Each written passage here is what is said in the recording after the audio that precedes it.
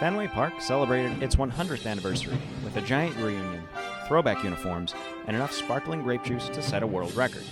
It was all the pomp and circumstance fit for a king. And there to document it all, as he's been doing for 30 years, was Joe Castiglione. Since he came over, what has he brought to the table? I thought it was spectacular. The fans were pumped, and the players were really excited, the former players. Pedro Martinez is literally jumping up and down for joy. It was one of the toughest tickets of the season, and I think people were anticipating for that for so long. Beyond that game, however, Fenway Park holds a special place in the heart of the fans. One of the most historical stadiums in the MLB and the world. And it's just like a great stadium. It's more than a stadium. It's like just like representation of the Red Sox and like everything Boston is. It's beautiful. It's gorgeous. 100 years of I don't know. It's the greatest place ever. So yeah, just the history of it. I mean, the renovations over the last 10 years have certainly helped it tremendously. It's unthinkable now, but at the turn of the century, Fenway as we know it was in grave danger. Well, yeah, there were blueprints, and we had meetings with the front office under the old ownership group, which was pushing for it, and we thought that that was the way to go.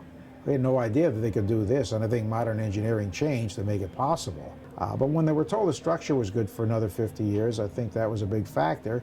And then the architect, Janet Marie Smith, did a marvelous job with things that we had no clue could possibly be done. Just in time to coincide with Fenway Park's 100th anniversary, the Red Sox owners were able to secure a National Historic Landmark recognition from the National Park Service for Fenway Park. As such, some of the renovations that have taken place over the past few years will receive significant tax credits. But perhaps more importantly is the fact that from now on, Fenway Park can never be torn down.